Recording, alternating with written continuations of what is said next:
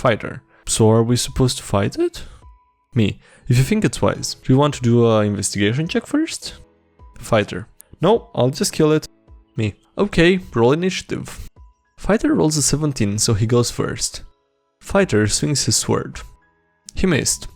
Hey, what's up everybody, I'm SkyDieRay and welcome to DnDGreentext, episode number 55. Before we jump into the video, I just wanna tell you that the lack of regular uploads recently has been due to just being extremely busy with school and work and homework for school. So yeah, but I'm working on it. I'm trying to get back to 2 uploads a week, so yeah, enjoy the video. Bottle of Max Healing Potion was designed for a different level of person. The bandit dies from a rapid tumor growth, clouding his lungs and filling his stomach, suffocating him in his own vomit and other fluids, as his stomach and every other surface fills with vile growths. The entire party takes d6 insanity damage. Potion was too strong for him?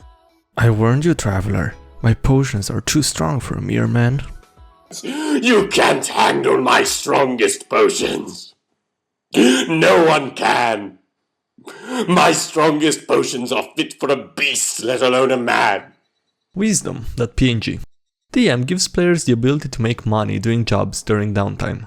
Amount of money is based on the background you chose rather than proficiencies, for some reason. If you didn't pick Guild Artisan or Outlander, you're out of luck.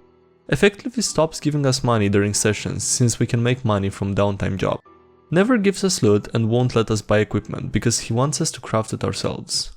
He's basically using the crafting rules out of the player's handbook for some ungodly reason, so crafting anything worthwhile takes a ton of downtime. Except, now that we don't have any money from adventuring, we can't do anything besides work during downtime, otherwise expenses pile up. DM constantly gives off a vague implication that there's going to be consequences for not doing other downtime activities, like research or base building. Rock, paper, scissors. I play rock. Your move, TG. Rock is unbalanced. I'm not playing this game until the next edition. Bomb. Bomb isn't core. It's perfectly balanced. If you don't let me use it, you're a bad DM. Join TG Game Finder thread game. DM has homeruled magic into something that makes casters go from a little too good to insanely OP. Everyone in the 6-player party makes a caster. We floor his encounters effortlessly. He gets mad and quits 3 sessions in. I'm curious, what was the house rule? There was a bunch of this was 3.5th edition. I can't remember all of them, but casters got a free feat every other level. Sorcerers didn't have spell limits. You could make concentration checks as part of casting to jack your save DC way up. Stuff like that. He was running Forge of Fury and we managed to kill the Roper, a CR10 enemy, at level 4.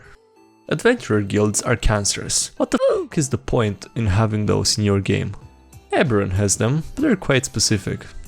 Specifically, Sharn has them because Sharn is just north of Xandric. Guilds charter ships, get groups together, get out into the jungles of Xandric, get ancient treasure out of ruins, get shot at by the drow that were protecting it, get back to the ship, and get drunk back in the guild hall or tavern. Then they get ready to do it again. There's enough uncharted stuff in Xandric that it makes sense that people would get organized about exploiting the hell out of it. And yes, it's a bunch of non-Europeans going to a savage continent full of wild animals, jungles, and dark-skinned natives, with the explicit intention to plunder the natural resources and mount the head of something terrifying on their wall back home. Clearly I've been on TG for too long, because I'm convinced this isn't racist because it's against elves. How a real ranger gets food. Be me, ranger. Be not me, DM and some hungry NPCs and PCs that just woke up. Be nice and give everybody a good berry for breakfast. Dwarf NPC doesn't want it and wants meat. Rangers, at least revised ones, are treated as kindred spirits. Convince DM that wildlife could be attracted to me if I stay quiet. Attract 5 cute rabbits. I feed and care for some rabbits, they trust me and I even pet them. They're cute and warm, I even hold a few. Then I pull out my rapier and stab 3 of them instantly. As the last 2 run away, pull out bow and shoot them. Here's your stupid meat. Fighter. I wanna go gamble. Warlock. I wanna go terrify children with my raven familiar. Paladin. I wanna go rob the shopkeep who wouldn't sell me his potion. Monk. I wanna go beg for alms to fix the church of Jibber Jabber. Druid. Oh snap, I forgot I promised to teach the scows how to make bread. DM. Players are always late. Not gonna fall for it this time. Set the start of the campaign an hour earlier than I actually want it to be, because I know that they'll be late, so we can start at a reasonable time. No complaints, so I think everything is good. They're late as expected, but we start on time. A couple of them notice I'm not bitching at them as much for being late. They ask what's up. They all figure out what's up. They realize that they can be 2 hours late now, and it'll be fine. Immediately start showing up even later to the session since, well, it's fine, we always wait anyway. If you don't want to play, just tell me why waste my time, you Next time they show up, tell them you cancelled the night session because they showed up 2 hours late. Tell them that if they're gonna play, they have to show up on time. Or I guess keep being a walking rug. I'm in a bit of a weird place between anger and defeat. Recently I banned a player from my table for breaking several rules which said player was warned several times about. They proceeded to steal several campaign notebooks from me and is now attempting to poach players from me and using my campaign setting that I have developed over the last decade with good friends and amazing players. I'm at a loss of what I can do as I've never had this happen before. Any advice for me or really anything I can do? What were the rules and how did the player break them? Verbally harassed and bullied other players for not following their plans. Bullied a player for being gay several times. Physically stolen IRL items from other players. Physically stolen IRL items. Just report that person to the police, retard.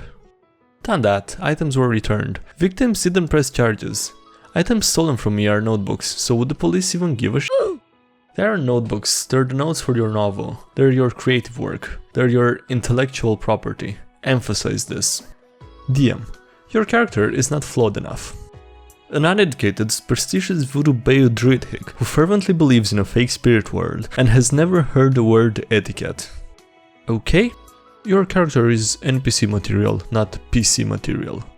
Me, a black cat tabaxi cursed as an embodiment of bad luck, ostracized by his kind and being hunted by the fantasy version of the SCP organization. Okay. Your character's connection to the extraplanar entity makes them a warlock. Me, a lawful good Aasimar cleric demon hunter with an angelic guide exactly as written in the official Aasimar racial description. Okay. Wow, perfect character. This is going to be a great campaign. Me, a chaotic evil kangaroo rogue I submitted as a joke. Wow, perfect character. This is going to be a great campaign. You're waiting in line at the fantasy unemployment office. The clerk is reading a docket. Clerk looks up and shouts, "Next 4 to window 12, that is the next 4 people in line, please proceed to window 12. This job is for 4 adventurers. Here are your liability waivers and employment contracts. Please fill them out and take them to window 28. Local farmers have been dealing with brigands stealing their livestock and have put a contract out for 4 hobos to investigate and put an end to it. This is an interesting one and implies a lot of things about the setting. We're a world building thread now. Local government is ostensibly an enlightened bureaucracy. Not much need for adventurers anymore. Lots of out-of-work murder hobos since the end of the war. Murder hobos with no work end up disruptive and difficult to deal with. Soldiers, loyal to the local guilds, keep most of them in check. The rest need to be placated with jobs and government stipends to keep them preoccupied with do-nothing busy work. It's all a conspiracy to keep the adventurers from simply overthrowing the kingdom's various guilds. Silly party. You cannot kill I, the jester, this time around. Today is the opposite day. You are only capable of sparing me. I'm so sorry. We were going to spare you initially. Okay, I'll spare you for now. Have fun waiting to be executed in a cage with your kneecaps blown out. But I'm a monk with an oath of non-violence. Well, now you're a monk with an oath of super-violence. Blood for the blood god. BDM. Have a paladin, rogue, fighter, and wizard as the party. Players are traveling down the road to the nearest town. Tell the paladin to roll for encounter die to it being a long journey. Paladin rolls 1. Chuckle to myself. Tell them as they make their way down the road, they notice a small fluffy rabbit in the middle of the road. Players glare at me, confused. Rogue. Anon, what the f*** is this? Me. Your encounter. Wizard. So, a bunny? Me. No, it's a rabbit. The party groans. Fighter. So are we supposed to fight it? Me. If you think it's wise. Do you want to do an investigation check first? Fighter. No, I'll just kill it. Me. Okay, roll initiative. Fighter rolls a 17, so he goes first. Fighter swings his sword. He missed. The bunny jumps and mauls the fighter's neck. Fighter takes 40 damage and is now bleeding. Fighter: what the f? Does anyone want to do an investigation check? The wizard decides to do it. Rolls 20. Tell them it's the Rabbit of Kerbonog. Players lose their collective My face when my level 12 party had to spend 5 full rounds, 4 healing kit charges and the fireball to take down a rabbit. I know I'm a dick, but it was worth it.